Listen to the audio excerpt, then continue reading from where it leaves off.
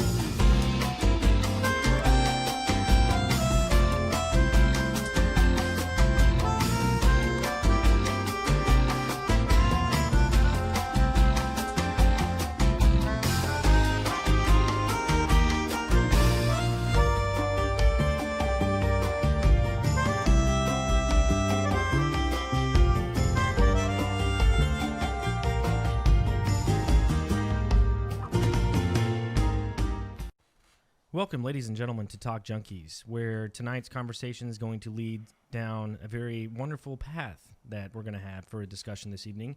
I want to thank Dan coming on last week, having our great talk that we did last week about current events and things that are going on in the world today. We got the election tomorrow, so a lot of important things happening here in the United States of America. But again, tonight's conversation is going to be amazing. I'm just going to go ahead and introduce you, Dr. Callaway. Thank you for joining the show, man. I just got his book here today, The Aesthetics of Atheism. He's wrote multiple books. All that stuff will be in the link in description below. But Doctor, how you doing today, man? Thanks for joining. I'm doing well. Thanks for having me on, guys. That's a big pitch though. Like, it's going to be amazing. Why don't we lower the bar and say it's going to be all right? It's going to be all right, but if we exceed expectations, fantastic. This guy's like Kimmel over here. Whenever he introduces the guests, you know. No, I appreciate it though. Yeah. Get excited, man. And this is something that we really haven't went into when it comes to topics that we've had here on Talk Junkies. We have dabbled a little bit into it, but to have a guest on for the topic that we're going to discuss, it's amazing, man. So tell us a little bit about yourself. I live in Southern California. I live in the LA area, and got three youngins, all girls. And as I was telling you all, I'm a diehard Broncos fan. So we've set those differences aside for now. The Kansas City Chiefs and the Broncos, and we're going to get into much less fraught conversation about religion and politics. But I teach at a seminary out here in California called Fuller Seminary. And we actually, half of our student body are people that would be training to go into some kind of like religious leadership, maybe pastor of a church or leading an NGO, something like that. Another half of them, we actually have a whole school of psychology. So we train a lot of like clinical psychologists, mental health folks. But then we have other people like folks working in the industry, the film industry, television industry, that are just kind of asking some of these questions about, maybe I grew up religious or didn't, and are trying to kind of explore what on earth this thing called Christianity in America means for their life and their work. So that's what I do, day job. Side note, maybe, because I'm a kind of lifelong academic and just I'm curious, lifelong learner. I'm about 9 months away from finishing a second PhD in experimental psychology. And I'm doing a handful of different research projects on art and how art gives rise to different kinds of religious or spiritual forms of cognition. And a lot of that has to do with empathy building across differences and ideological lines, et cetera. So fun stuff. I basically have a job where I think thoughts and write about those thoughts and talk to people about those thoughts. So Talk Junkies should be on my subscription list. I got to subscribe. There we go, man. Tell us a little bit about your book, man. Here we got the Aesthetics of Atheism. Well, what I really the big thing. What if atheism is the best thing that ever happened to Christianity? Like, do you think that maybe you could just shed a little bit of light on that statement? Sure. Because for the majority of even people who grew up in a religious background, that sounds outlandish, and Yeah. like that's a very strange statement to have right there in the back. Well, how to go about it? So so part of it's being outlandish for the sake of being outlandish, and to sort of push the envelope and have people stop and kind of question some of their assumptions. But it started, and I'm going to maybe misquote me at points, because here in Southern California, in LA County in particular, we're still in lockdown. Like I'm not allowed to go to my office. I've been teaching virtually now for 9 months. And it's looking like it's only going to get worse. So I actually don't have a copy of my own book in front of me. So I'm hopefully we'll remember what on earth I said in there. But the gist of it is starts from actually what I think is the most difficult, troubling, problematic part of the Christian faith anyway. And that is that God, first there's a God, and then that God became a person, and then that person died. But gods don't die, and that person who was God was the Son of God. But wait, then there's a third. Anyway, you see where I'm going. There's some hurdles you have to overcome. But of all the things of like, oh, how do we figure out the Trinity or some of these doctrines and stuff? The hardest thing I think to grapple through is there's this moment where Jesus is on the cross, and he quotes a psalm, "God, why have you forsaken me?" And in that, the psalmist anyway, the Hebrew version of that psalm is essentially apostatize. God, why have you apostatized against me? Why have you abandoned me? And a writer, G.K. Chesterton, not sure if you're aware of his work, basically says this is the moment where for just a second, God becomes an atheist. God denies God's own self. Now, that may sound like utter rubbish to some of you and the viewers or listeners.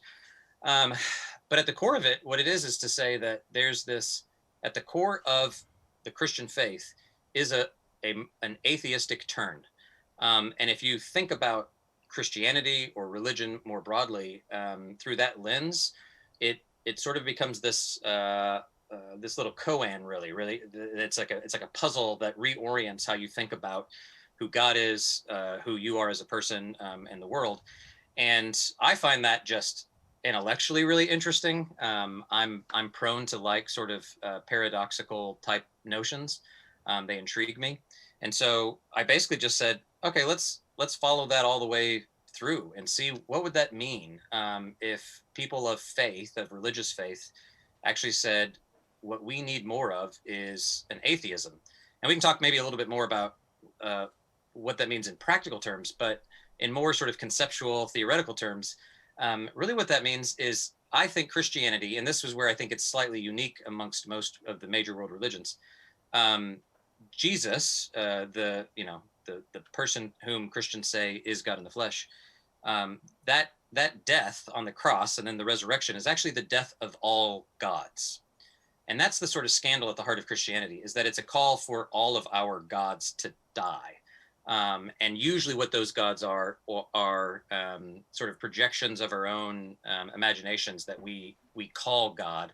And the Christian tradition would call those idols, not God themselves. But we're really great at that. We're really great at creating gods, following gods, worshiping gods, and of all sorts. And the Christian faith is one of basically defaming all of those gods. And this is why early on, when Christians were first up and around Rome, they were actually accused of being atheists because they weren't polytheists. They weren't prone to all these sort of divinities. And so that's basically what the book is about. And in the book, I kind of look at specific artists and art forms and pop culture and said, if we drew upon these sort of resources, what might it look like to then go back to these religious texts and reinterpret them through an atheist lens? And it was super fun. And that's, again, it's super fun / probably heretical. But that's the kind of thing that I get enjoyment out of. So. No, that's not what I was expecting to hear from you right at the beginning of this. That's boggling my mind. I've never heard anything like that as far as the views on that. Do you think that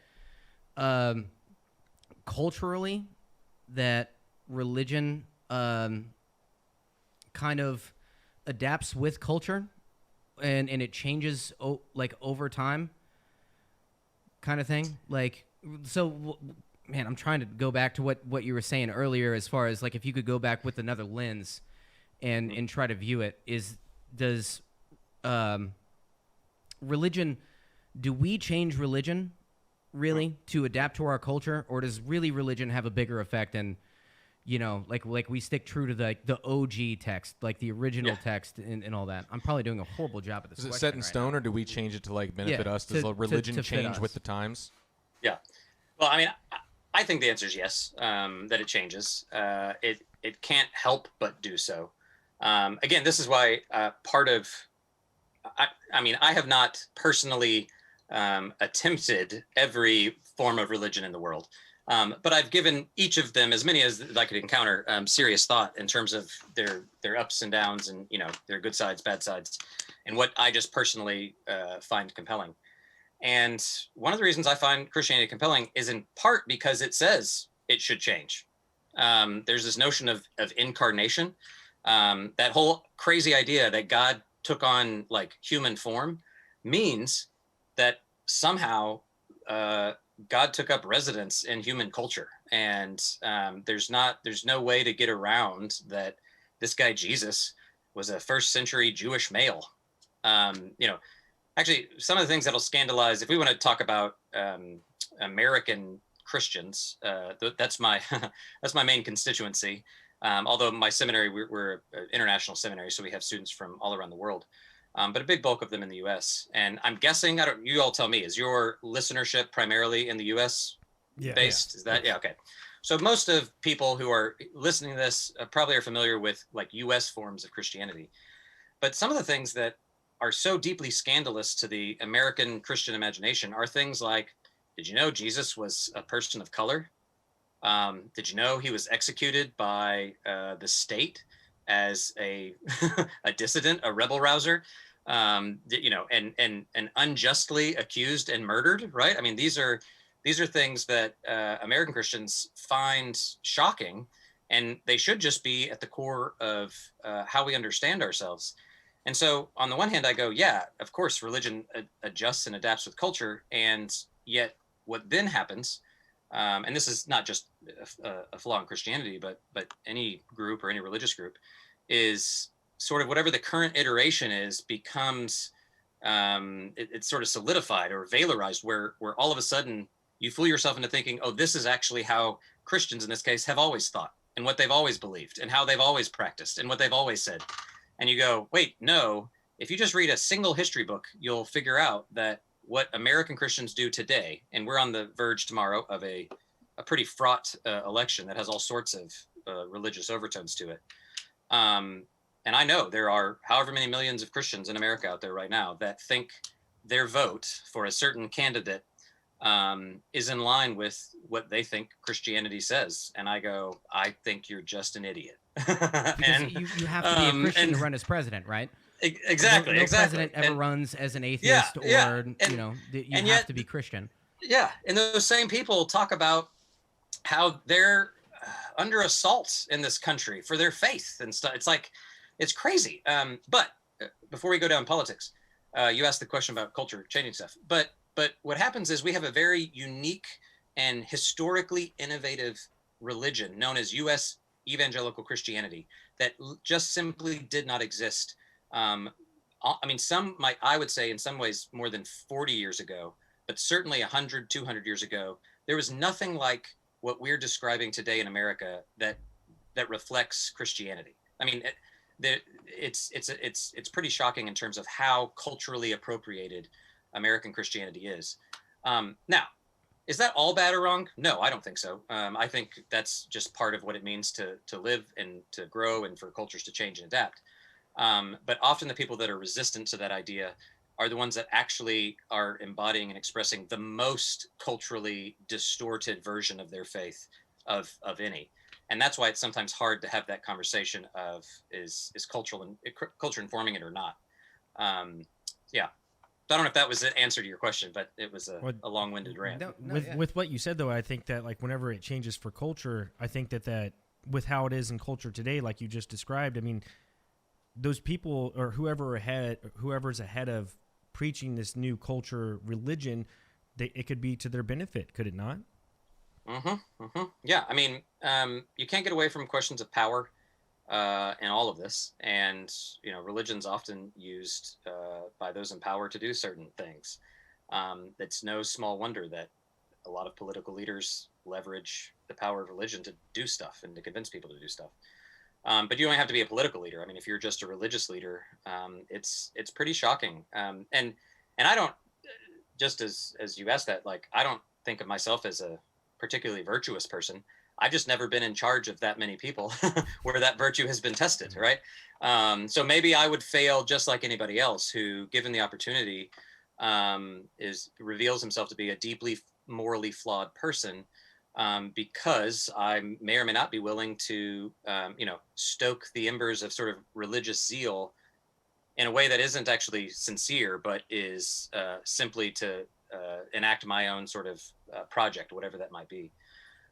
So yeah, it's certainly complicated and fraught. I will say though that there also is, especially in the major world traditions, there is some consistency. There are some things that seem to hold over the course of time, not perfectly or like they're hermetically sealed, but there are some things that I think hold up. And my hope is any sort of reform movement within some of the major traditions, usually what it is an attempt to call that religious community back to some of those long-standing historic sort of commitments. And you'll see this at various times. You see it right now in U.S. Christianity of a large segment going, wait a minute, a whole group of us just went off the deep end, and you're still using the same words to identify yourselves, but you're doing something radically different. And you can go on and do that, good luck with it, but don't call yourself a Christian. Don't call yourself an evangelical or whatever it is, because you're not doing that. And so part of that reformed impulse or response is to call that out and to say, you've gotten in bed with power. And anytime that happens, I think it's destructive for the religion, but then the society that the religion's in. Do you think that religion, so in almost in that sense, do you feel as though religion can have a negative effect? Like, because you are a very open-minded, what I would call a very open-minded Christian, just because of my background, how I grew up. Yeah. My family is very hard-nosed on the nature of God, and there are very specific things, that you have to do to get to the place after you die. Like this is what it says. And do you think that there's a danger in that at all? Yeah, I mean, not knowing your family the specifics, there certainly can be. And again, I mean, you can. There's all sorts of harms. One, I'll talk about like my own tribe, because I can talk bad about them. But some of the things that tend to happen that are damaging. Well, one thing, maybe I'll talk more broadly with history. So a lot of times you'll hear in these debates about like religion and science, or some of the new atheists will blame religion for basically every bad thing that's happened in human history. And that's just not true. Humans, they've done a lot of bad. It's humans. Yeah, we're humans. And they conveniently overlook, modern science. Great, it's a great thing, right? It's a great thing, but man, it's destroyed lots of stuff. And back to that power question, right? Like depending upon who's in power and who's in charge of it, it can be co-opted for terrible ends. So that being said, religion, I think, part of the reason why this is a challenge is because it's also prone not just to being distorted and harmful, but hypocritical in that, right? I don't, supposedly or ostensibly the sciences, let's say, are basically objective, descriptive projects. They're not necessarily moral in the way that people think about them. But religious communities, and specifically Christianity, is making moral claims. And so to do that and then to be destructive is like, it's just unsettling. It's why I think right now you see a mass exodus from Christianity, at least in the US, because that hypocrisy is being revealed in ways like never before. and one of the ways that it can be damaging is kind of your point of it becomes otherworldly. What I mean by that is that within at least modern Christianity, but throughout its history, there are practitioners and people that become really detached from the concerns of the mundane, the everyday, the material, and in the U.S. in particular, it's taken on a really sort of well, if you're talking about where we go, an afterlife, right? So a big part of what your faith becomes is getting souls into heaven. First getting your own there, and then getting other people's there. And the way you get there is you endorse or you affirm a certain set of basically propositions, unassailable propositions. And if you do that, you're in. Doesn't matter how you live. Doesn't matter how that shapes the way you act, the way you love people. And when that becomes the sort of litmus test of what it means to be a Christian, there's a whole host of just failures that happen. One of which is you tend to ignore the real world implications for the things you're doing.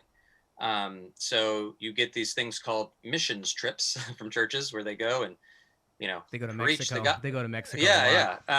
And always going to Mexico. Yeah. Mexico's there, like, well, and you start saving souls, but you did nothing for the material needs of the people. Like, well, your gospel then is basically bankrupt if it doesn't do anything there. Now, again, this is a historical innovation unique to the U.S. There's tons of portions of Christianity, Christian theology that rejects that outright, right? That there's a sort of liberative move to Christianity that demands economic, political, racial justice as a precursor to anything that you would call religious faith. And there's other traditions and streams of Christianity that would advocate for the practice of your faith far more than the like intellectual stuff that you have to agree to. And so I think that's one place where it gets damaging is you make it all about this kind of conceptual gymnastics. And as long as you can get that answer right, you're good.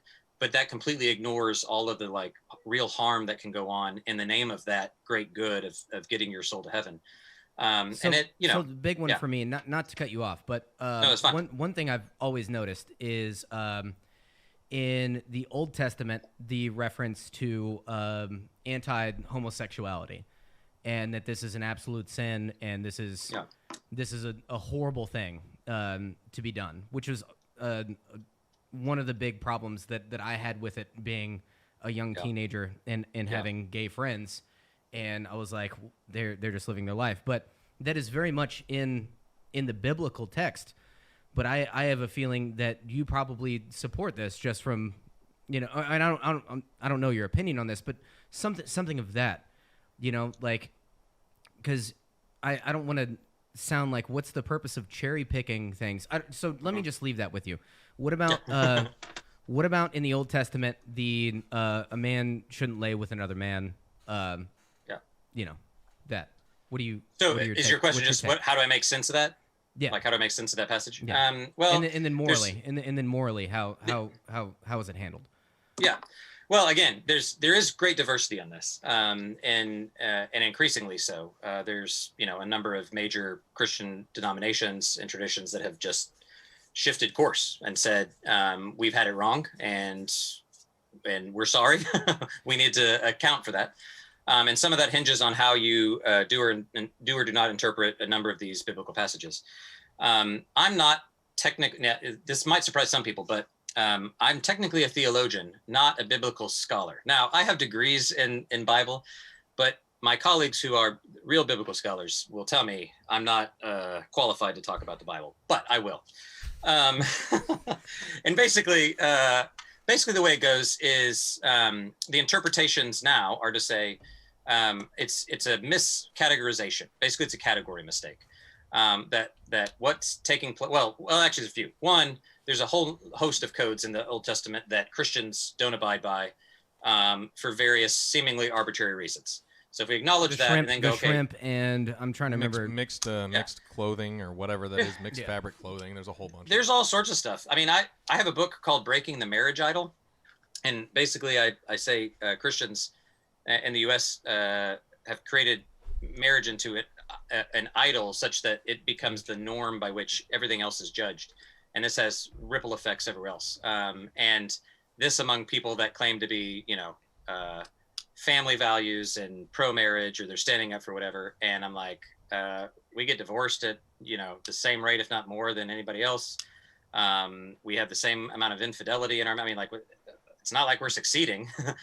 Before we claim this moral high ground, let's think about this. But part of it gets back to this reading of what the Bible says. And I get a little wonky when we start talking about like the biblical view of X.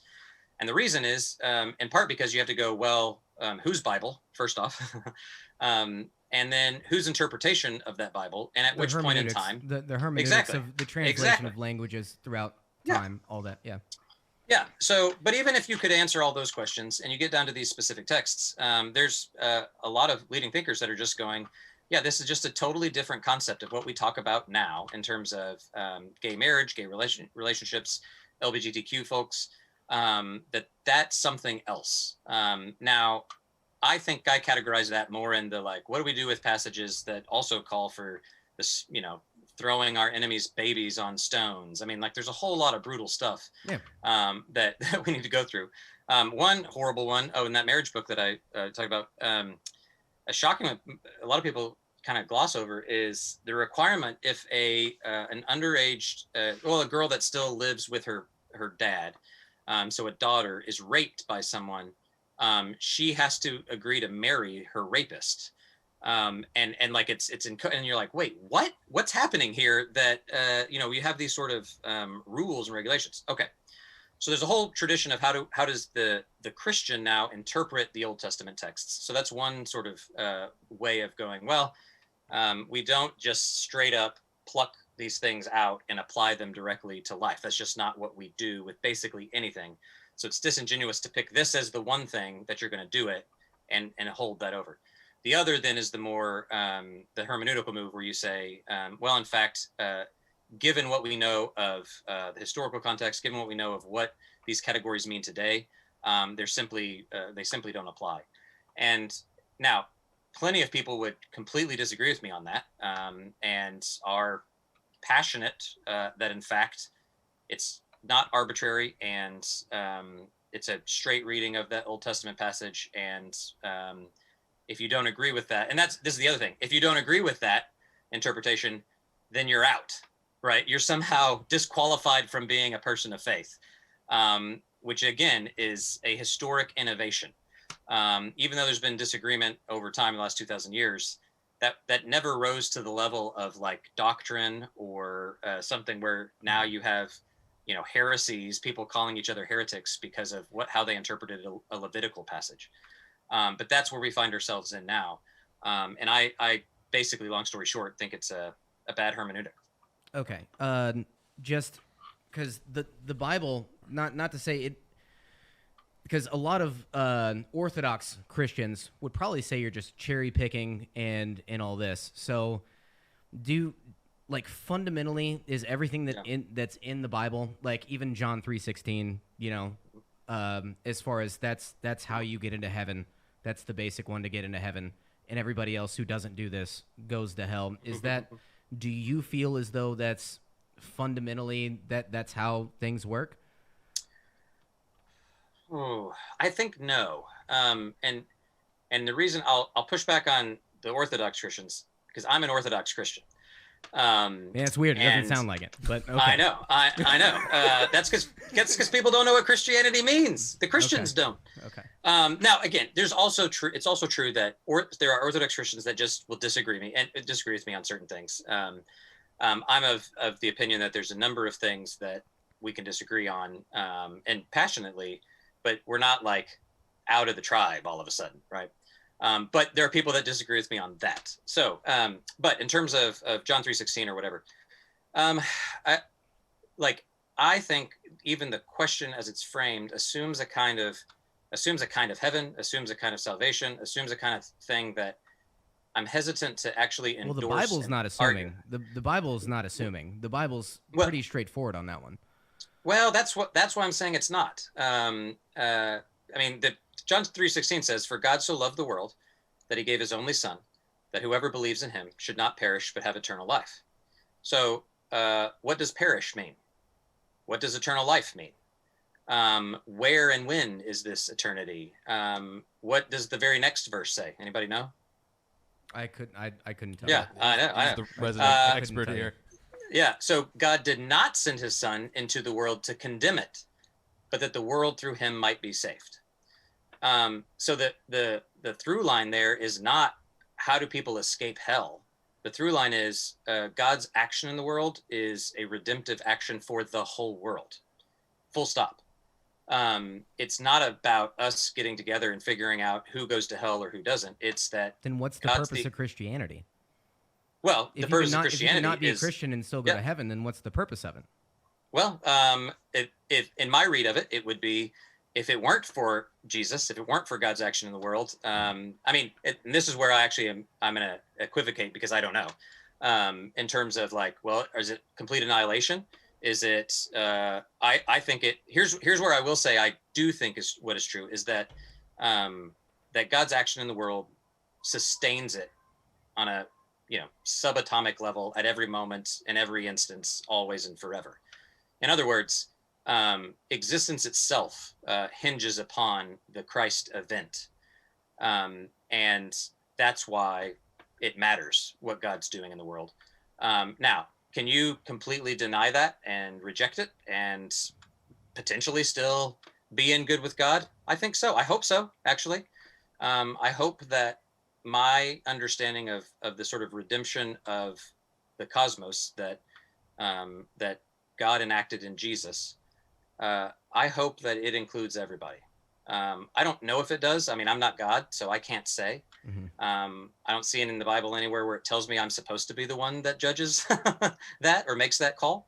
What I can do is respond as best I know to that reality, and invite others to do the same. But I'm not going to say that there's anybody that stands outside the reach of God's work in the world. Okay. So that's how I understand the John 3:16 passage. So there, it's still the Bible still has more significance than like a moral guideline kind of thing. Yeah. To where you could read, Tom Sawyer and pull out morals from that book. It holds more weight than just cherry picking morals out of it. It holds a little bit more weight for you. Yeah. Than Oh that. yeah. Okay. Yeah, if that's what you're trying to get at. Yeah. It's certainly important, and in many ways, the Bible for Christians is the authoritative text. So it's for me, it's authoritative. The question is how, right? So how do you understand it? How do you deploy it in your life? And what is tragic to me, and one of the reasons I teach at a seminary, is again because many people who are raised in churches in the United States and are raised as Christians, taught as Christians, are essentially taught that what you do is you just sit down with you and God and the Bible, and it comes to you, right? and all of a sudden you know what John 3:16 really means, because you just did a plain reading of it, and there it is. Now, there are some passages that are a little more plain than others, but the truth is that's never how it has worked. These have always been texts that have been read in community. So you have a group of people that together are saying, what does our current circumstance call for? How has the history of the way we've seen God working in our lives and in the world inform what we do now? It wasn't a, hey, let's go back and, I often joke about like Paul, right? The Apostle Paul, who wrote a big bulk of the New Testament. Man, I mean, if I like lecture in a class or something and have like a throwaway line that some student writes down, and then in like 500 years, someone was using that as like the word of God, I would be shocked, right? And you have all these occasional letters by Paul. Now, again, I find them authoritative because of how they've functioned over time. But the truth is these were always done in community. They were stretching back sometimes thousands of years. And so for an American living in the 21st century to think I can just sit down, read the Bible and figure out, what's orthodox. Yeah. I don't think it's true. Well, I mean, that's why you have the different sects of Christian religion. And really what I've noticed is it's the big debate on how salvation happens.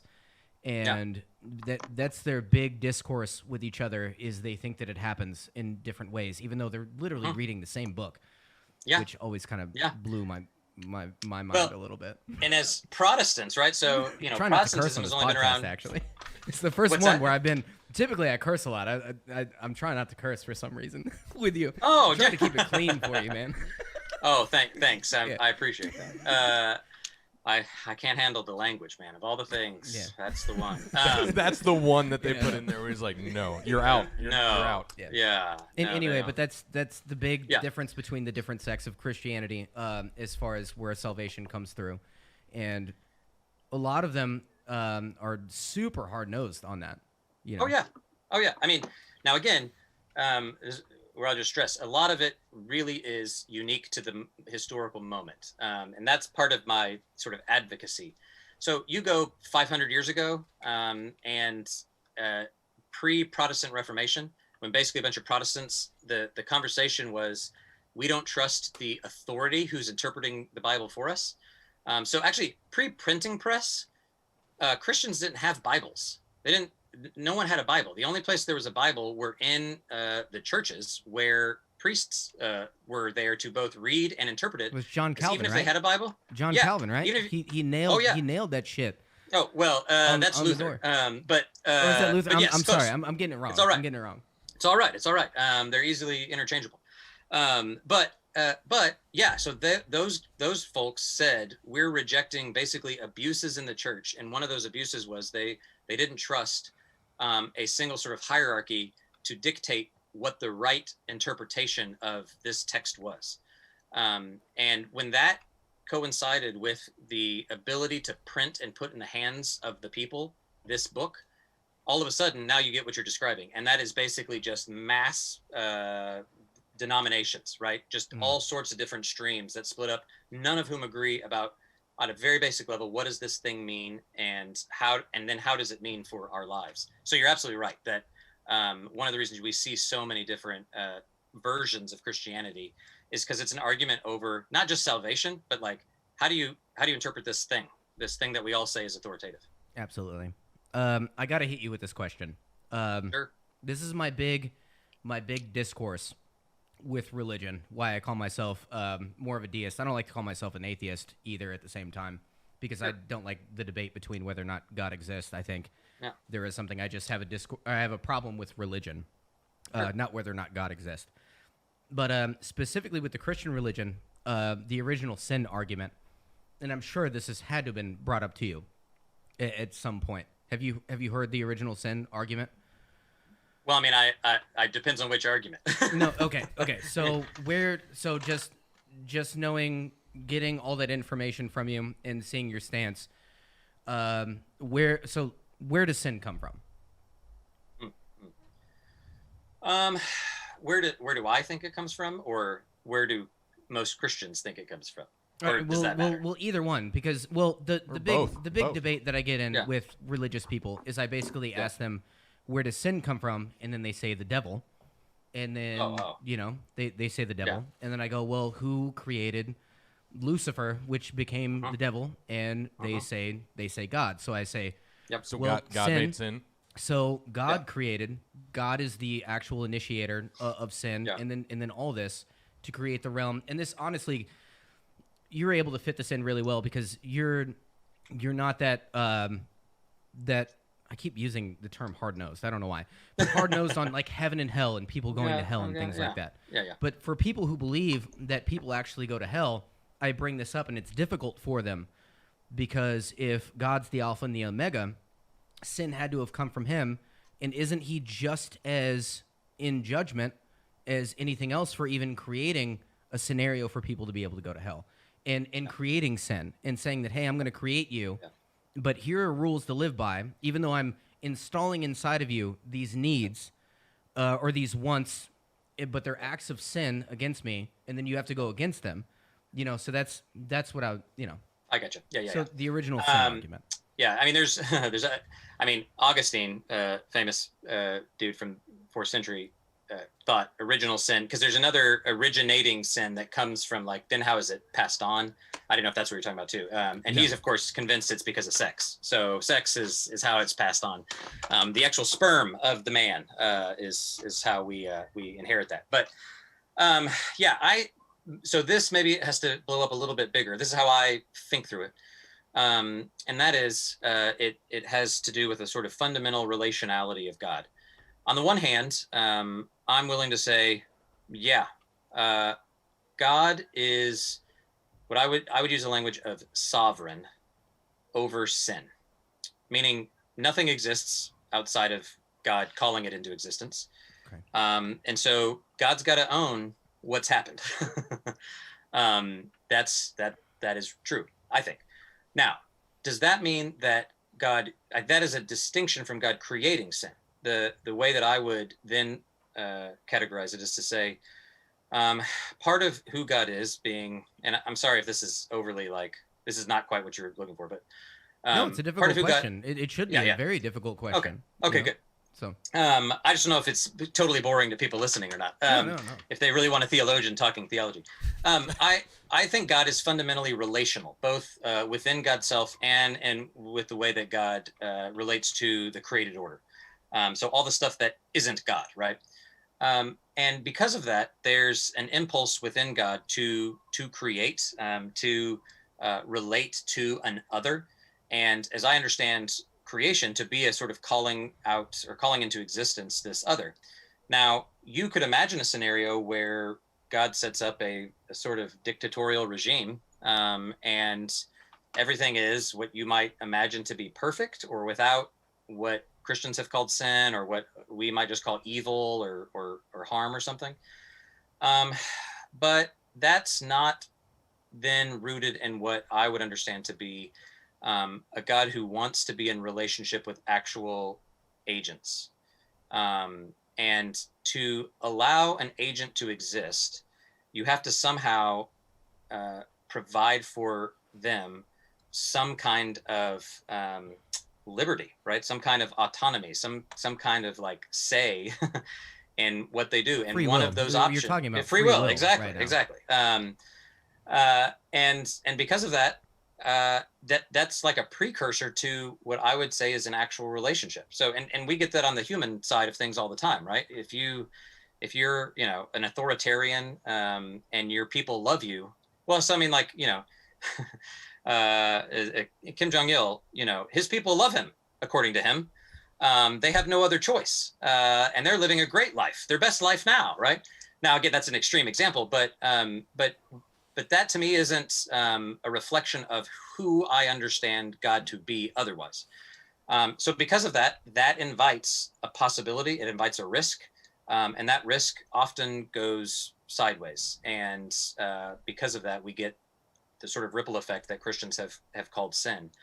At the same time, I think the way that we categorize sin and talk about it now, not just original sin, but then how we think of it now, is also distorted, in that most of the things that we call sin on like the human level are actually originated as good things that then we have distorted or misdirected, essentially.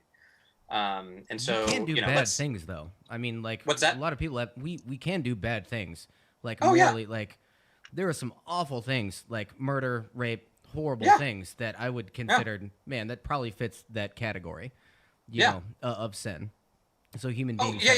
No, I'm saying there's sin still. I'm just saying sometimes we act as if it's totally foreign to anything that has to do with what would be otherwise a good human impulse. So murder, there's this, I'm not just making stuff up. So we'll see if this works. There are a lot of reasons that people kill people, right? There's power, there's control, there's fear, there's anxiety, there's, crimes of passion, there, all sorts of different reasons why at the end of the day somebody might murder someone. To me, those are reflections of distorted sort of relationships, distorted societies, distorted whatever. And this even is another thing of like original sin, or sin being the kind of conditions under which we operate. That's not necessarily down to the level of like a human sinning, but we we inhabit a sin-rigged system. And there's a passage in the Bible that says, we don't, maybe you've heard it before, we don't wrestle against flesh and blood, but against powers and principalities. A lot of times people think that that's talking about like ghosts that are like, I got a demon in my car or something. But I think it's actually has far more to do with these forces that are sort of extra human, but then exert a downward pressure on us that set us up in ways. And so you can start talking about systemic issues that you put any human, it was like I was talking about earlier, you put me into a position of raw, unchecked power. I don't know if I have the capacity to not sin there, right? Like the system itself, the way I've been set up. And that to me is a slight distinction from like my own moral culpability, even though that's involved. I still have to own those actions. And so that's where the question of sin gets a little fuzzy, but I do think that overall, the reason that we're in the space that we're in is because humans have chosen otherwise.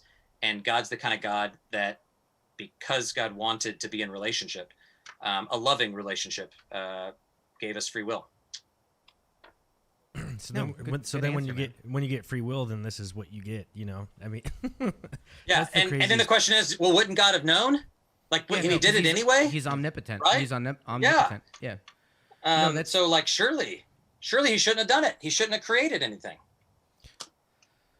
Well, or you just create a scenario to where people don't burn in eternal hellfire. Yeah.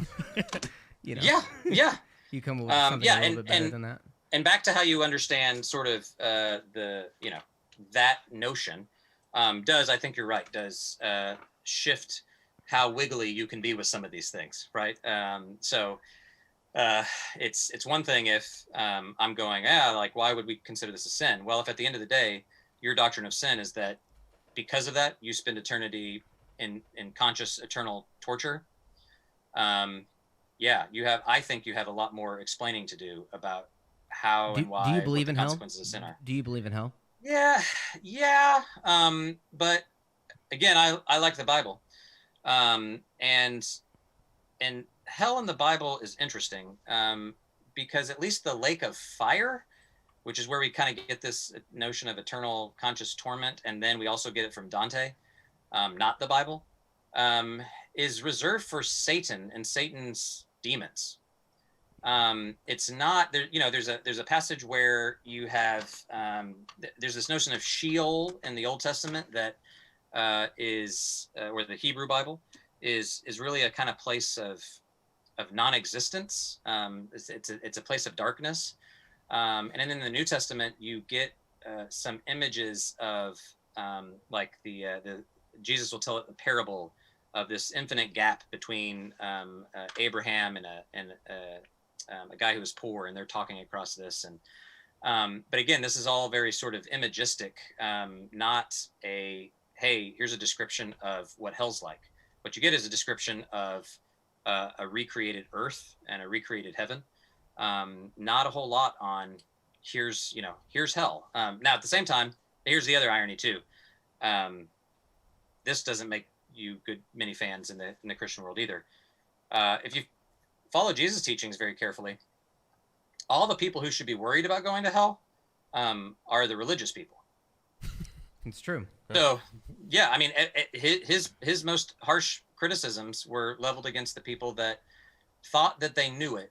And every parable he tells, like all of these, it's like all of a sudden, the people who thought they were in are out, and the people who were out are invited in a like deeply scandalous way. At least that would have scandalized the first century hearers, and I think should scandalize us today. You get these pictures of like I find fascinating, and we say it a little bit in the book that or maybe I do. Maybe I riffed on it later. Again, I don't have it in front of me. I can't check my own writing. Let me just check you real quick. Tell us the page. Yeah. We'll throw it up in front of the webcam. Yeah, you guys tell me if it's in there. But the people who are closest to Jesus, his disciples, his followers, right? And all these guys have some sort of like religious training, or they're at least culturally Jewish, willing to follow this guy. So they know what's going on. And you would think of anybody, they would get it, right? They would know, oh yeah, this is the key. This is what Jesus is talking about. but without fail, they never get it. Jesus says stuff and they're just like idiots. They don't understand. They're confused. Well, they walk away God. more he's confused. God. He knows so much more than the average everyday person, right? According to the Christian text. But then, there's this thing of the road to Emmaus. After he is resurrected, his disciples don't recognize him. I mean, they literally cannot see Jesus for who Jesus is. But do you know who I like this question for all the Bible nerds. Any idea who the greatest evangelist, proselytizer in the New Testament is? It's Paul. Nope. It's the woman at the well. Her entire village supposedly comes to faith in Jesus. She has no otherwise connection to Jesus. Doesn't know who she is. Doesn't know anything about what he's should be or could be. Just in this conversation, somehow gets it in a way that his disciples, who lived however many 3 years with him, never understood. And so you have all these stories of people that encounter God either in the form of Jesus or otherwise, who shouldn't get it, but they absolutely do. And all the people who should get it never do. And most of Jesus' judgment falls on that latter group. Now, again, do I think all Christians are going to hell? No. I think the strongest argument Westboro is Baptist people. See, here's what I'm. Sorry, I had to hit you with it. No, it's right. Here's where my virtue is tested, because I want to be the kind of person, and the kind of Christian that really means it when he says that nobody can be reduced to the worst thing they've done. Nobody. I mean, it's all like a matter of degree, not kind, in terms of our own foibles and what I think God is up to in terms of restoring that. But there are some people that I'm just like, I hope there's a hell. I've said that a couple times in my life, and I leaned more atheist, and I was like, man, some people I wish there was an afterlife, because I want to see you in the worst place you could go to. And I actually, that is one of the reasons that holds me into some sort of, one of the many that holds me, that I still identify as a Christian in particular, is because I find at least a non-theistic, I think, good on you for being a deist. At least you have the humility to go, I don't know, there's a limit to my knowing. Maybe the evidence I've got right now says, no, there's nothing, but I'm going to leave it open, right? Or maybe there is something, it's just not described in the way that contemporary society describes it. But I talk about spirituality way different. I bring up spirituality a lot, still having a feeling of spirituality, but being non-religious, which I think is still a thing, which I know is weird to feel. And I think it's getting at what you're getting at is what a lot of people feel, and that is they're exhausted by all the baggage that comes with the religious categories in particular, because it doesn't reflect who they are. Westboro Baptist, I'm actually technically Baptist, so this is why when you bring that up, I'm like, but I want people tongues? You have people speaking tongues at your church? That always weirded me out, man, whenever I was growing up. That shit weirded me out. I couldn't get on board. Could not get on board. Not in my church. Those people were of the devil, right? In the churches I grew up. I don't know, it just weirded me out.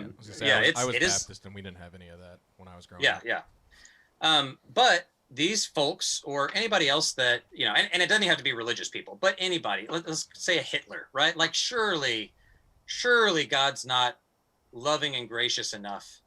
I mean, like that dude, come on. And people who are, assault regularly, like sexually abuse kids. I mean, these sort of things where you just go, man, and not because they, experienced some trauma in the past, but they just, I don't know, the unrepentant, I don't care, this sort of thing. It's that it presses my limits and exposes kind of my own impoverishment, really. But it also makes sense why that notion of hell is attractive, because I think isn't that selfish within its own sense a little bit, because you want judgment upon those individuals? I don't think it would necessarily be that. I mean, just like you don't know all the answers to the universe, we're not going to know all the answers to why people do the things that they do. I think you could kind of break it down like that. I think that's right. I've heard this quote, and it's a slight turn that I didn't expect the first time I heard it, but something like, if you knew every single thing about another person, you would have no choice but to love them.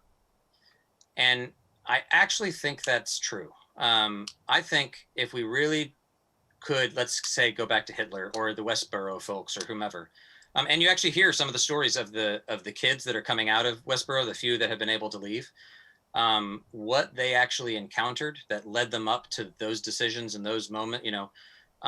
You start empathizing in new and different ways. And actually, again, this is why I think let's imagine for a second that the reality of a God doesn't exist, right? It's just false. To me, if I look at what's going to happen tomorrow in the U.S. and all the things that plague us as a society, I still can't find a better solution than a sort of radical, self-giving, empathetic love for your enemy. It's one thing to say, "Oh, I'm going to love people who love me back. I'm going to invite people over to my party who are going to bring drinks and treat me well and be nice." It's something else to go, "I'm going to invite somebody who I know might actually destabilize me." And that's a really hard thing to do, but to me, it's the only way of like moving forward and not just sort of running headlong into another civil war here or sort of a totalitarian regime. Is this call to say, how can I love the Westboro Baptist folks, right? How can I love the pedophile, the rape? Like, what does that look like? And that's a task whether you're, a person of faith or not, a Christian or not. That no, it's hard to do. Great example of that. The Pope was shot. I don't know which Pope, but he got shot and literally went to the jail after he healed, and forgave. Like that's a great example of that. Like you needed the people who accuse you and hate you, well, just love them back, and you end up neutralizing this whole thing, and there's this connection. My spirituality comes from the connection of everybody and having that feeling, which, don't get me wrong, it's from some shroom trips that I really felt that. But it's carried along with my life too at the same time. But weird. I agree with that. Yeah. And to me, that's the call of a Christian. So this is why, to me, the question of hell and all the other stuff is secondary to, I see a person in need. What can I do to help? And that to me is a far more kind of concrete, tangible expression of, what I believe than, speculating on if there's a hell and what it's like. But right? then even that comes with its own consequence because you're doing it selfishly, right? Potentially, yeah.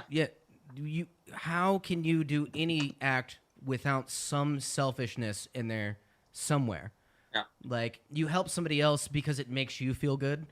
In the end, there is no true selfless act, unless you talk about Jesus in the Bible. To be honest with you, that was the one true, completely selfless act, which, Yeah, no, I think you're right. I mean, there's a lot of fun philosophy in here. We could talk about selflessness or gifts, right? So you have Derrida talking about the gift, and the only real gift that is the one that you don't know you're giving, and the one receiving doesn't realize that he's received, and thus no one's obligated and no one gets paid back for good feeling. So it's that sort of thing. So I know on the one hand, I think you're right, that there's always sort of, we need to be suspicious of our motives. But this is actually another thing where I say atheism or Christianity needs atheism. Some of the great atheists in history, there's a guy named Merrill Westphal that wrote a book called Suspicion and Faith. And he talks about Marx, Freud, and Nietzsche.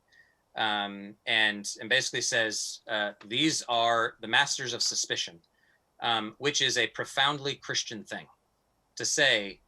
I hold my own self in contempt. Like I always start with, I'm skeptical of my own motives. I will lie to myself over and over and over again to rationalize, to convince myself. And so the first sort of to make is to say, wait, how am I wrong here? Like, how am I blind? What am I missing?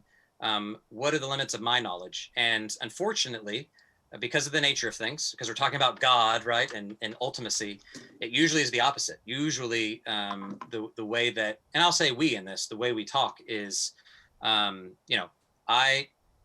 own or I understand or I have control over the information, the knowledge that you need.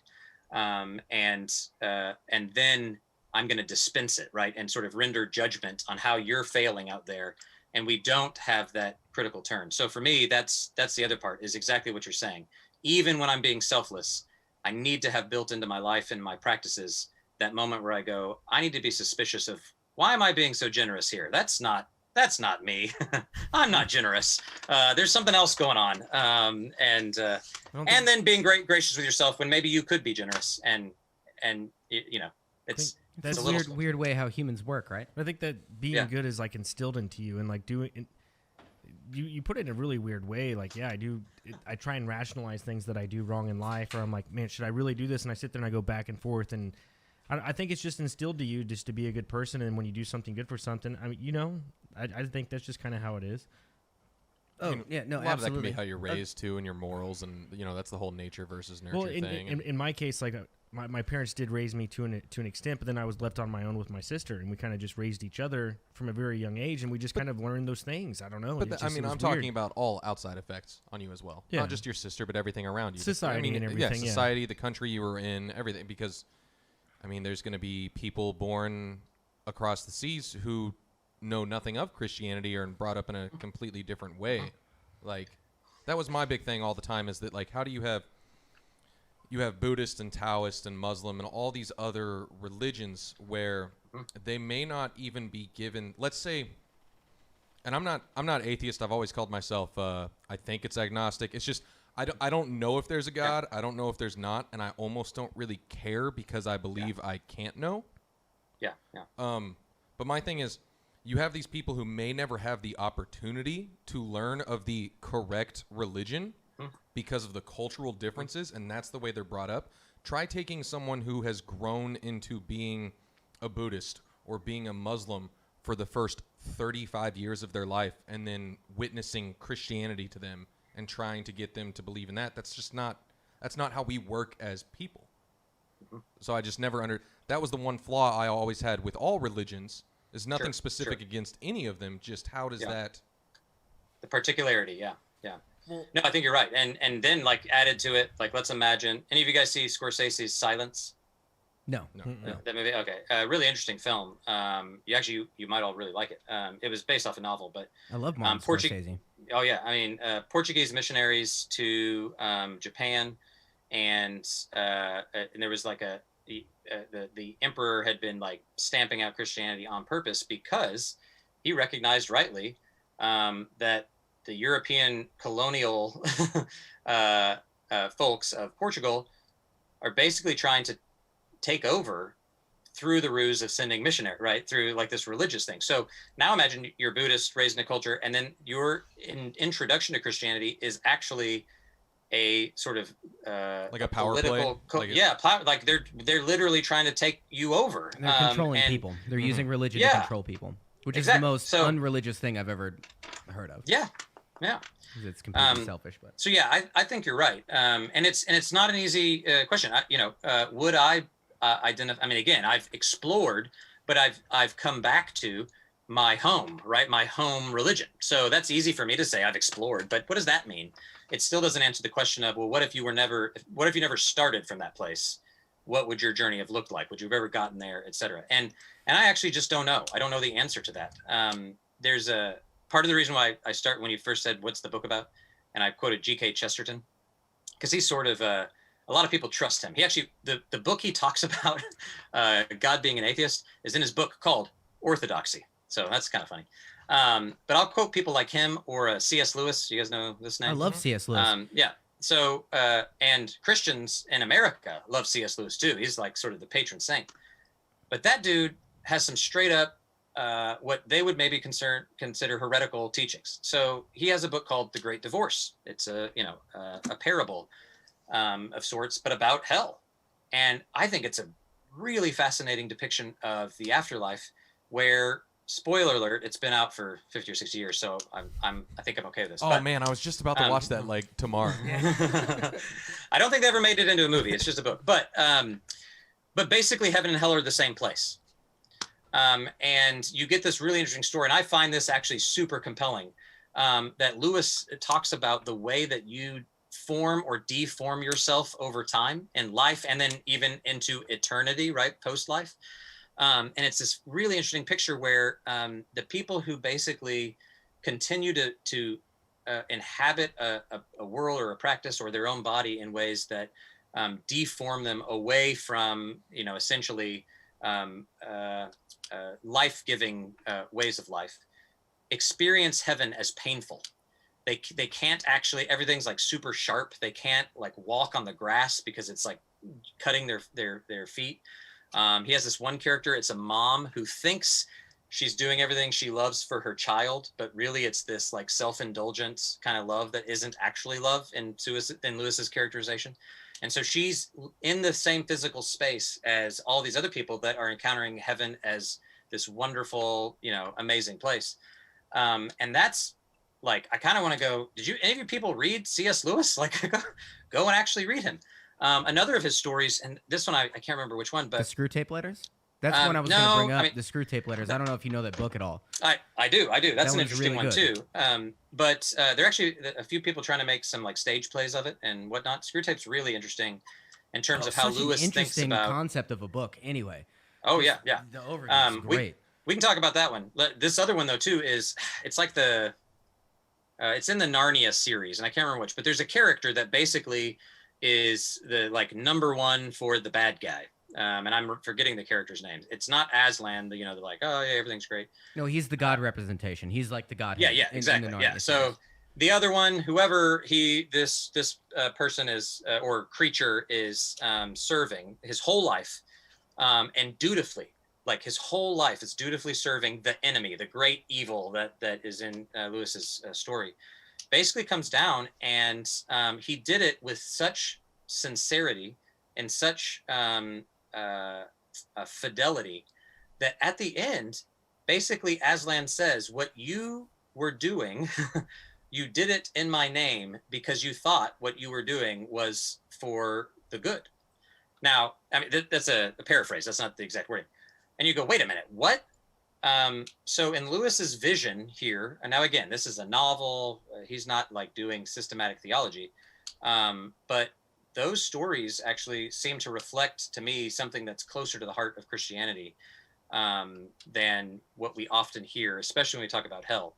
But I often quote those people because most Christians will at least pause and consider them, right? They're such respected authors and figures that you can have a conversation with, well, what do you think C.S. Lewis meant about this, all right? And how does that change the way you might think about not just heaven and hell as sort of an abstract category, but really your calling to love and care for people who may not endorse your Christianity. What then are you called to in this moment? Screw Tape Letters. You want to talk about that?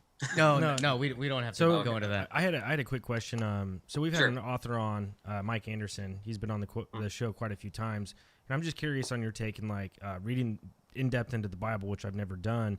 Do you see any type of tribalism, the way that you see it today with the left versus the right, that pertains to the Bible at all? Well, I mean, it depends on what you mean by that. What I find fascinating, so this other degree I'm doing in psychology, I've done a lot of stuff on the cognitive science of religion, and part of what that area of research, mostly all people who are not religious people, but they're fascinated in why religion is so pervasive in human societies, right? Like why do you get it? It's not all the same, but there are certain elements that we're like, because we want to know. We want to know. Yeah, we feel secure with the idea, knowing what our future is, because the future is scary, and having some grounding to, oh, this is what's going to happen to me. You feel a lot safer in that. Yeah, and there's some people that go, that's the entire explanation for religion is uncertainty, right? It's to quell uncertainty. And there's a bunch of different prevailing sort of theories of like our sort of cognitive mechanisms and what gives rise to some of these religious instincts, right? And none of that's to say, and that proves God exists, right? It's just to say that's a part of what humans do. One of these things has to do with in-group, out-group sort of biases.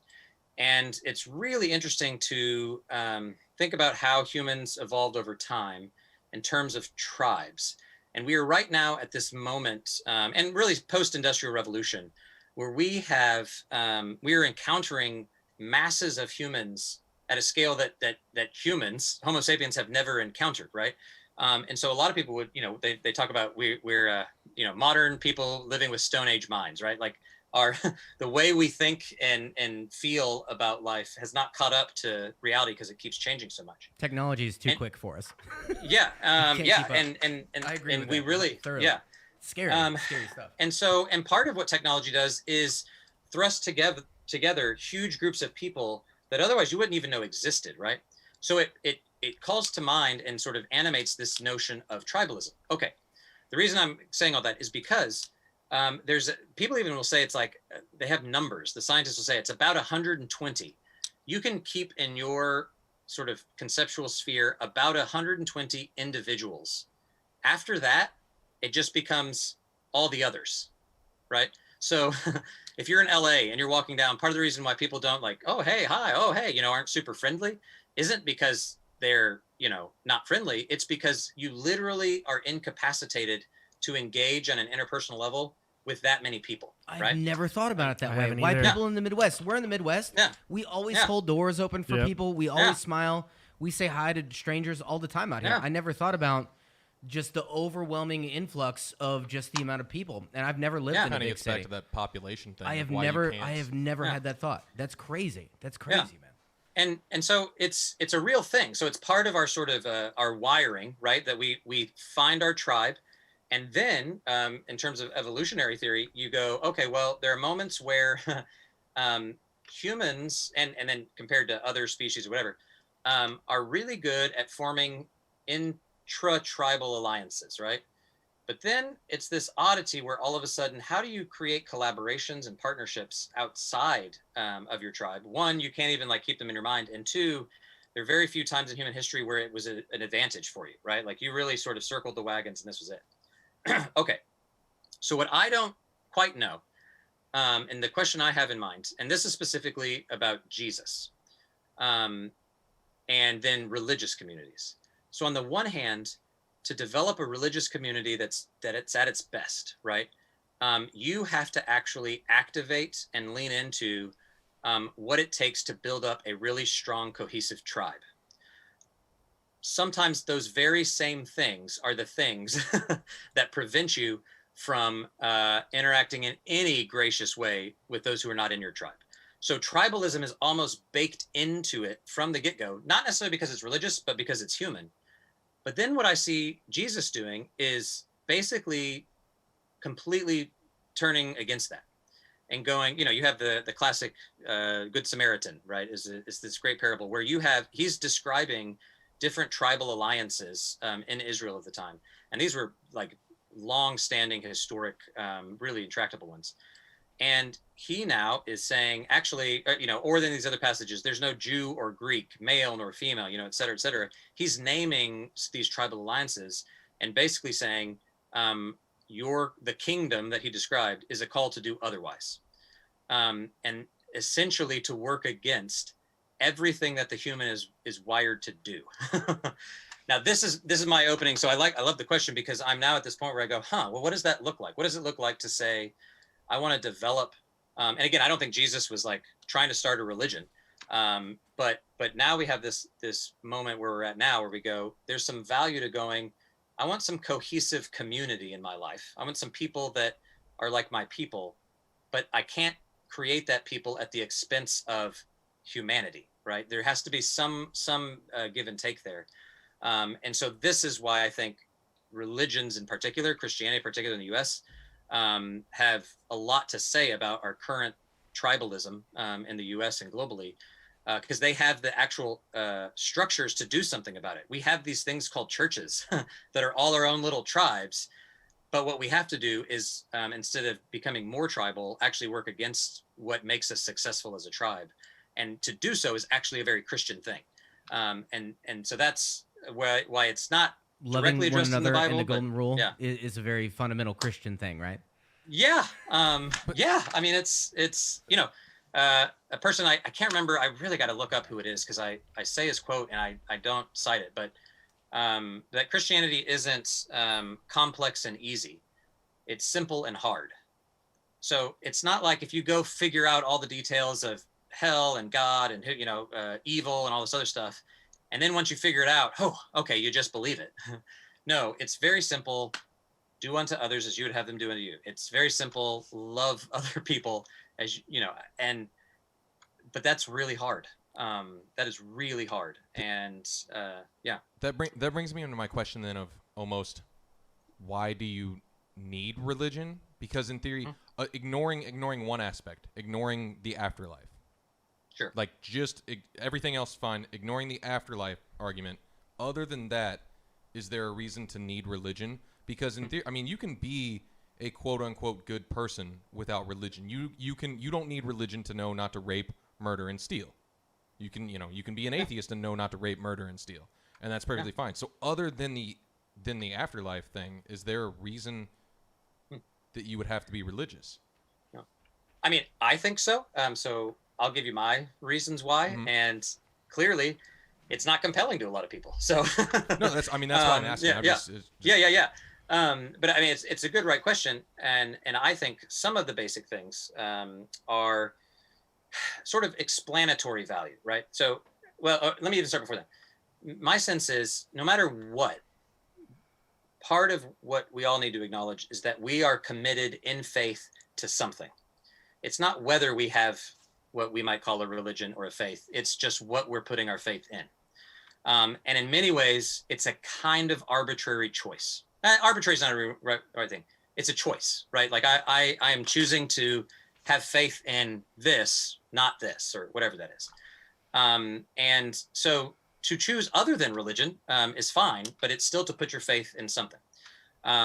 So if we start from that standpoint, then for me, that the other than religion, and then specifically other than Christianity, is less satisfying for me for a couple of reasons. One being, we have the problem of evil. This was kind of what you're getting at earlier. How do you explain evil if God is good and all loving? The original sin argument, yeah. Yeah, the original sin. And I usually hear that more in terms of what's called theodicy or the problem of evil. Like, how do you explain that? But the reverse is true, and this is part of what's unsatisfying to me, is you have the problem of goodness. Like, given reality as it is, what explains beauty and goodness?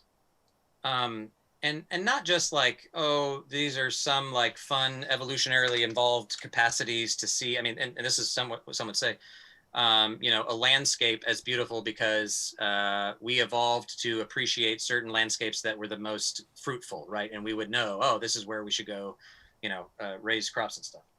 But there's something compelling about goodness. There's something compelling about in the middle of a pandemic where, I mean, literally the fire here in the town I was living about a month ago, it was choking us out. We actually couldn't breathe. Our kids couldn't go outside. The fire was coming down the hill right at the back of my house. I can send you some pictures. And we headed out of town, and I'm like, I'm driving through LA. It totally felt like an apocalyptic movie. The freeways are empty, which never happens in LA except in the pandemic. It's literally raining ash on us. We're in the middle of a global pandemic, so our whole family has masks, and we're driving through protests on the street for racial justice. And I'm like, this feels apocalyptic. And yet in the middle of that, I have these little kids that say and do the most breathtaking things that are captivating. And I don't know what a non-theistic explanation. Now, I know how people would explain it. It's just so deeply unsatisfying to me because it doesn't actually do justice to the phenomenon I'm experiencing here. So that's the reverse of the original sin. It's where do we get goodness from?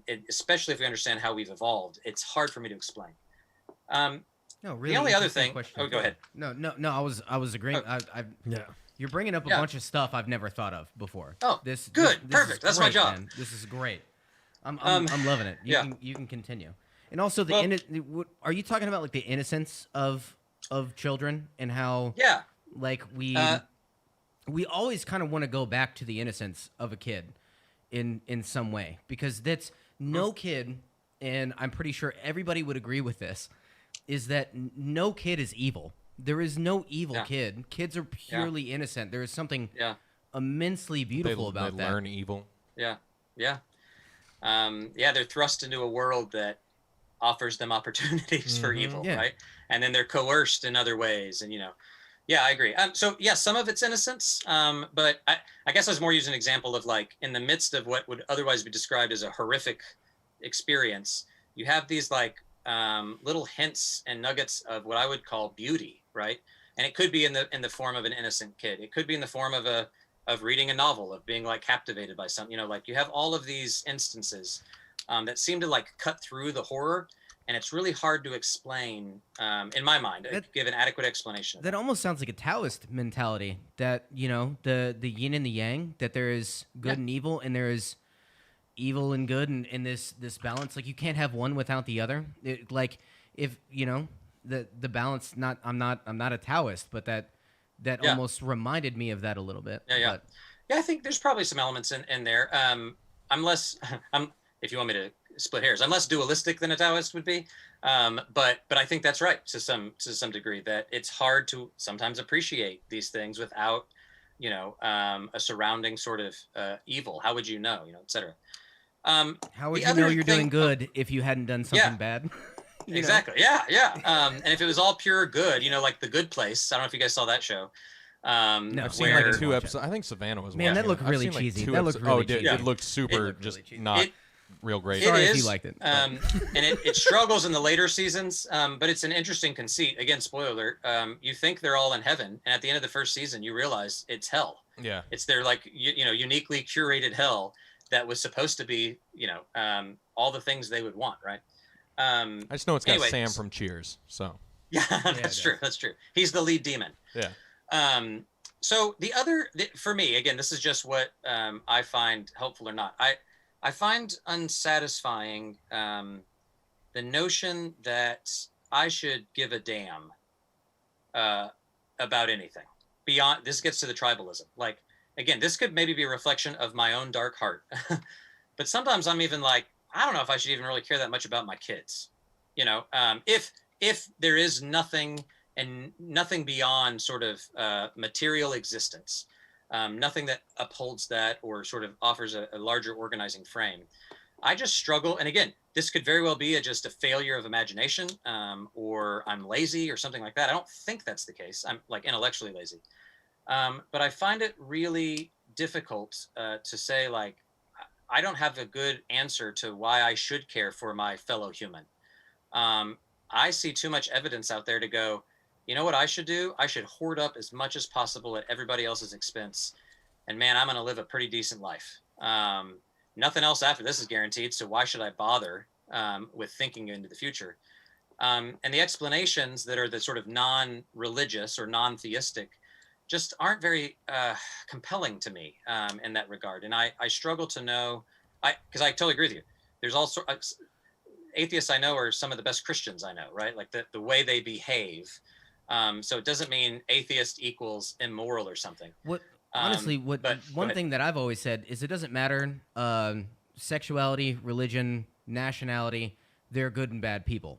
Like that, just because you have a definition of, oh, I'm Christian or, oh, I'm American, that does not immediately make you a good person. It comes through action in who you are. And one thing, going back a little bit from what you were saying, I always had this discourse with my mom a little bit whenever she talked about, oh, well, if there's no religion, then what's keeping people from raping and murdering and just, Oh, that's what I talked about while you were. Okay. Yeah. So that was, that was one thing that never made sense to me.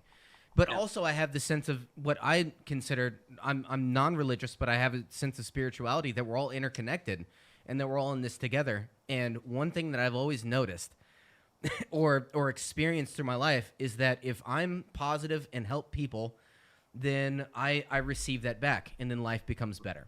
And that we all need to help each other. Just this general, once again, like a very, Jesus mentality, golden rule, love thy neighbor kind of thing. And then all of a sudden life becomes better. So, yeah. I mean, it's also, talk about mothers and families and stuff, we all have our relationships with our families, and sometimes their struggle. But Jesus, actual mom and brothers come up to him in this one scene in the Bible, and they're like, "Hey, Jesus, your mom and siblings are out," and he's like, "These are my brothers and sisters and my mothers," right? Like, essentially saying, now that sounds pretty mean, actually. It's pretty harsh. Like, I bet his mom wasn't super happy, but he's like, "No, I don't. Those aren't the terms that I operate under. Are these sort of like biological markers? We're actually all connected, and that's important in how you understand yourself and your relationship to other people. Now, you're also connected to your family, but yeah. So you're just sounding very Jesus-y right now. That's all I know. I know, and that's not what I wanted to. Man, Dr. Callaway, that's not what I wanted to do tonight, but I'm sounding that way. You can't help it. Isn't that kind of the catch-22 though, of trying to sound like you're doing good things in life? Once again, you can follow the golden rule but not be religious, but by following the golden rule you're kind of following religion in a sense. You just said some of the atheists are more Christian than Christians, and vice versa. Man, I've even personally said on this podcast, like I have near attacked religion just because of where I came up from, and just absolutely I have such a bad taste in my mouth from it growing up. But I've even, as I 16, I started reading Richard Dawkins, all this, became an atheist. I'm like, man, I'm atheist. And then just wanted to just attack the Christian religion.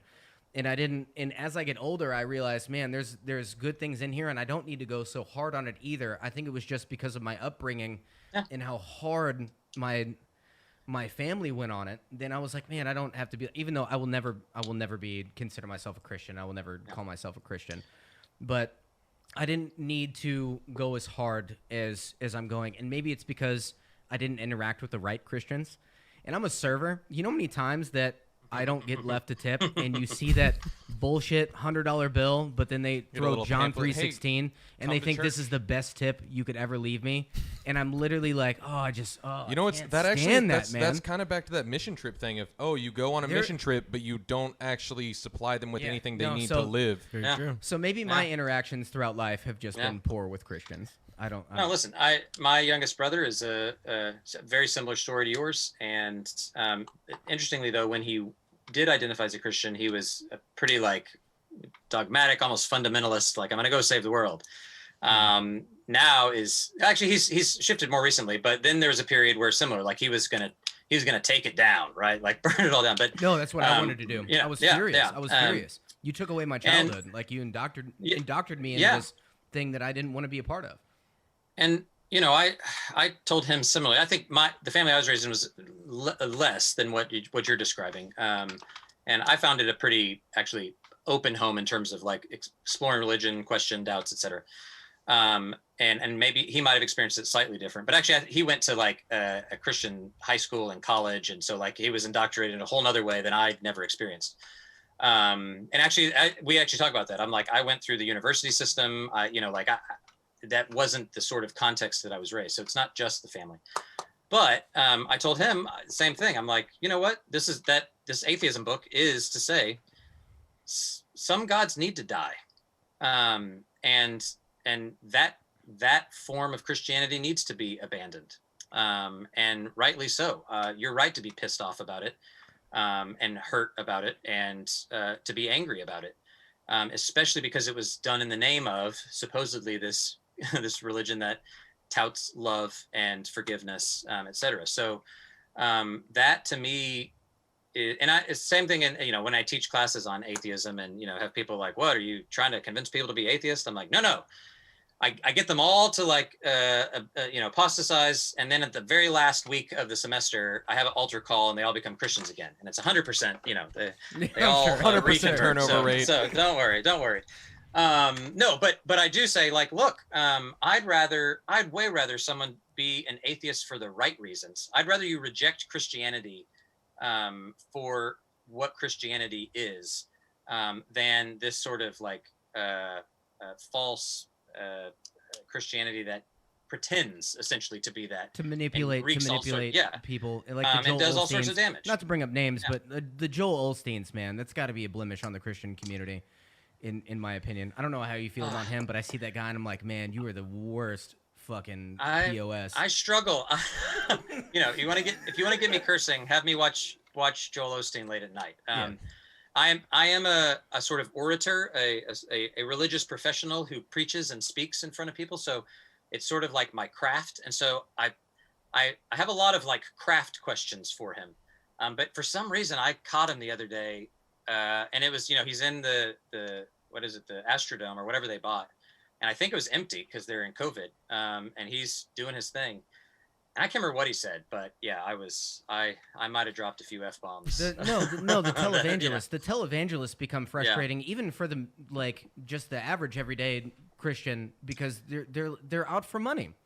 Once again, there's corrupt sides to everything. And once again, like how I said, like it doesn't matter if I'm American, Muslim, nationality, you know, my sexual orientation. You can be a bad or a good person with this, and he is. Yeah. You know, you can be a bad Christian. Yeah. Like I hesitate to, you know, denounce someone I've never met or know, so I only know him from his stuff. But he does represent what I think is one of the more damaging versions of Christianity, and that is the prosperity gospel. I think I personally think it's sub-Christian.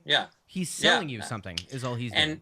And the people who are most prone to be captivated by that and endorsed by that, not just by in Osteen's case, but any of them, are almost always people who are at the bottom of the socioeconomic ladder, in whatever country they're in or whatever. It's amazing because there's this appeal of, it might be, I have nothing, but if I have strong enough faith, then I will have riches, right? And that's just, it's baked into that. And yeah, I agree. It's a really sort of pernicious version of Christianity that is really attractive to a lot of people for some reason. So I've always just seen that as destructive. But we're a little that doesn't represent all of Christianity either. But we're a little over an hour and a half. Exactly. I just we don't like to typically go too long because I mean, long videos are we haven't good. had a podcast this long in a while. It's been a while. Typically, we cut it off right it's around my now. fault. No, it's my No, fault. this is great, man. No, if it was, we would keep talking, but I also don't want to. I don't think any of us want to keep you up. You're trying to watch The Mandalorian before going to sleep or That's something right. like that. Yeah. So. Gotta get No, season 2. you really out need to there. watch That's it. No, this is the probably tied with the Crow 777 podcast as far as the most nervous I've been. Just coming in. No, I'm dead serious. Like talking about religion has always been such a touchy subject because of how I grew up and everything. So no, this was. I am breath of fresh air from this one. This was really good. So I'm glad you don't feel anxious anymore, and that I got you to quote Jesus. How do you feel about? Those are wins for me. There you go, man. How do you feel about Scientology? Man, we are all out of time. Yeah, you should bring me back to a podcast. Oh man, I think it would be fun to talk post-election, what the sort of things that will happen in the religious landscape, if you want. And we could talk Scientology. There's a whole interesting history of new religious movements in America, and how America uniquely is a place where that happens a lot, and Scientology being one of those. Fascinating sort of study. If we do that, then we also, I don't know if you have any interest in the Book of Enoch, but I'd like to get into that too. Oh, man, sure, come on. Yeah. I actually do have one more. Like, I just thought of it. I do have one more quick question for you. Just like a real simple. We can keep it short. Okay. Do you feel? I'm sure you've heard of Pastafarianism. It's been around for a while. It's the whole. It's kind of like an atheist religion kind of deal. Is that to you? Is that just kind of like? Is that more insulting or is it just laughable? Like, does it make fun of religion or is it what's? It's both. I mean, and just so I know if it's the right one, it's the big spaghetti monster sort of notion we were. Spaghetti monster. It could be anything. The invisible unicorn in the sky. Yeah. No, but again, this is where one of the things actually I tell my students and what I try to say I adopt to is finding ways to be offended without taking offense is sort of my mantra. And go like, look, I don't care. Like, I'm not the notion that you think God is a spaghetti monster and you're going to worship it doesn't threaten anything. It doesn't hurt you, it's not right? Your job it doesn't not hurt your job you. to control other people. Exactly. And, and in terms of like insult, do I want to walk around and be insulted? I mean, like, no, I don't care. And sometimes it's kind of funny. So, laugh at yourself a bit. But if my like religious faith was so weak that it succumbed to something like that, it would not be much of anything to talk about, I don't think. And so that's my approach. I will say though, on the the Dawkins et al. And even in my book, I don't really interact with the new atheists much because I don't find them incredibly compelling. I find that they have a pretty actually thin understanding of religion and religious people. They have a lot of a sort of straw men type of arguments that don't really hold up when you start talking about actual on the ground religion. And they're basically the inverse of the Westboro Baptist folks, right? It's like the opposite. They're yelling as loud, so they're not interested in talk junkies, right? They're not interested in a dialogue or interacting with people, learning from people, being humble. They're just basically yelling. They're just so interested I find in hating religion without a cause. And hey, and that's a tack you can take. I find more compelling building bridges across divides. And so in my book and elsewhere, folks like Alain de Botton, he wrote a book called Religion for Atheists. And it's great. It's basically saying, hey, atheist friends, we've done a lot of hating on religion, but there's some good things it does. So let's scratch God. We're not believing in God, but there's some stuff that religious folks do that we might consider, right? Eating together, singing songs together, education, these sort of things. No, being able to commune with other people with different beliefs and being civil. Yeah, 100%. Honestly, just being civil, which America is not doing. America's not very civil with people with opposing views. A couple of people who we know who are Mormon, and I was like, I literally asked them, I was like, how are you the nicest people I've ever met in my life? Yeah. No, they really are. They really are. It's almost scary nice. No, it was. Nice. No, and that's why I felt weird asking that question. It was a coworker, and I was like, hey, not to be weird, but like, I know you're Mormon and all this. Like, what is it that you do differently that it's like, once again, not being weird, but you're like super nice, like genuinely nice, and super healthy, well creepy. hydrated. We'll hug you if you're having a bad day. Like, great people, I would be man. a bad Mormon. I have to say I'd be a really good Christian if it weren't for cookies and beer. And that's true. But I mean, whether it's Mandalorian or I still haven't finished season 2 of The Boys. I don't know if you guys have watched this. I haven't seen season 2. I watched season 1. Season 1's I've seen the first episode of season 2. It hit a lull like in the middle of season 1 for me with The Boys, but the ending, the last episode's really good. Ending's good. Season 2's doing pretty well. But just to give you a description of, I'm probably the bad person to ask about what is offensive or insulting to me in terms of the kinds of media and things that I normally interact with. So, but that is, I think, a motto or a sort of rule of life that I try to abide by. Well, again, sir, we appreciate you joining the show. How can we find you? Where can people find your books, your website, all that stuff? Yeah, website's just KutterCallaway.com, Kutter with a K, Callaway with a C, and all my stuff's on there. I've for mental health reasons not been super active on the socials lately, but I don't blame it's you. the same everywhere else. Yeah, don't blame you. Social media is bad for your mental health. Poisoning. It really, we could do a whole podcast on how social media and Facebook's fucking awful. Let's do that. If you dive into our previous content, you'll kind of see what we're about, and we talk a lot about like corporate oligarchy and stuff like that. But we can find it all on your website. Yep. Kutter Callaway, and then of course there's @Kutter Callaway and @KutterC, I think, for Facebook. So, rock on, man. What's the best place for people to get your book if they want to pick up one of your books? Just from your website, where you get the most profit. Yes. You don't want to go through Amazon because Amazon picks up. You just buy on Amazon. I don't make money on these things. Your book? You don't make money on your book, man? No. I amazingly, I thought I'd hit the bottom. It was my second or third book, and you still get sort of like royalty reports. And I thought 0 was the lowest I could go. Nope. My quarterly report for that book in Q4 was a -1 print copies. Unprinted books, man? Yeah. I don't know what book. I'd never Someone seen was that. going to read this in the future and we said no. Man. Yeah. I sold some digital copies, so it made up. So that was good. I didn't owe anybody money, but yeah. But yeah, That's just hilarious. Amazon's totally fine. Amazon or and you can find the publisher link on my website. So Cool. Very nice. Rock on, man. Well, Talk Junkies would always love to have you on again if you ever wanted to, man. Cool. Talk about some other stuff as well. So. Congratulations to the Dodgers before we end the whole thing. I see you wearing the hat. Thank you.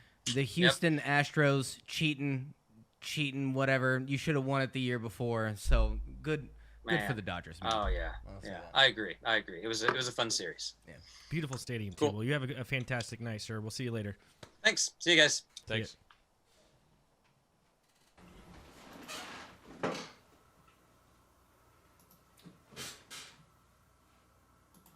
All right. Woo! Yeah, no ending? No ending statement? No outro? We gotta do an outro, man. Jesus, Paul. Paul's ending it way too quick, and I look pale. That's just on that one, not from, Oh, man. I hope I don't look like that on camera. Is it the blue? Dude, it's cool, sorry, Paul. sorry I'll about- edit them together. Dr. It's cool. Callaway, man, I was way too worried about this one. I want to hear more from him. Definitely, yeah. That was so fantastic, and more people need to hear Good for his point of view. Good for him for being, and I'm sure that some Christians or whatever would disagree. Man, that's like the most welcoming version or interpretation of Christianity that I felt. Because on one, I kind of hate myself for saying this, to be honest. But at the other time, I always try to remain unbiased, And like, man, he does a good job of making you be like, man, Christianity's not bad. Like for someone who was always super anti-religious, such as myself, like he does a good job of making you be like. Well, I think like for me, like it was like the first couple questions that you'd asked him, Jesse, and just to realize that the cult, like bringing religion with culture and how it grows with culture, and how just like any facet of the American society or any society can be corrupted by man. And I think that that's what I kind of gathered from him in that first 30 minutes was that a good chance of American Christians have been corrupted by men and not actually the true origins of the Bible, which I have no idea what that is. Mm-hmm. But that's just kind of what I got. No, absolutely. He was a breath of fresh air. Maybe it's just been my experience through life to see just really hard-nosed, this is how you need to live your life style Christians, and he was a breath of fresh air for me. Like I want to have another podcast with the dude. I was thinking this one was going to be brutal, and but no, this really, really good. Dr. Callaway was literally a breath of fresh air for me. So it was, man. It's a different take on Christianity that I really haven't heard before, because once again, not most of the people that I've talked to about it, not as hard-nosed as the people that you've talked to and the people that you've known growing up, but still more so than that, where it's very like adamant, like, hey, if you don't ask to be saved, you are not going to be saved. And very much like, hey, I believe hardcore in hell, and hell is a thing that's going to exist, and you're going to go there and burn, even if you're a good person your entire life. Like, there was a lot of questions too that I wanted to ask during that whole process, but you guys were having a really good conversation. I was kind of just letting Jesse take that whole thing over. I was honestly thinking, I was like halfway through the podcast, I was like, what if in this podcast it's just me and Paul sitting here and we never say a word? Like how funny that would look on video. Just like the comments, what are those other two doing there? Yeah. Yeah, no. He was he's the kind of, he is how I expect a Christian to be, just willing to talk about it, not this. That was amazing. I don't know what else to say. That was a really good podcast. What you guys can do for this podcast and to help the search algorithms that YouTube has created since I think it was about 2012. The dawn of time. Yeah, 2012. We'll just recommend it anyways. Is just like the video. If you don't like it, then dislike it. Obviously, I'm not telling you what to do. Share the video if you got anything out of this. Keep watching it. If you dislike them, you might dislike the next one. So keep watching and dislike the next one. Yeah. Subscribe. You'll be notified of something else you'll dislike. Yeah, that's a good subscribe so that you can dislike future content that you don't enjoy. Absolutely. I'm all for it, man. We're all for it. The more engagement that we get, the better. Honestly, that's the best thing that you guys can do for us. So hit that like button, hit the subscribe button to all our junkies out there. Stay fly and ring the bell. Hey, you did an outro this time, Paul, instead of just cutting it off. Fucking the fuck away.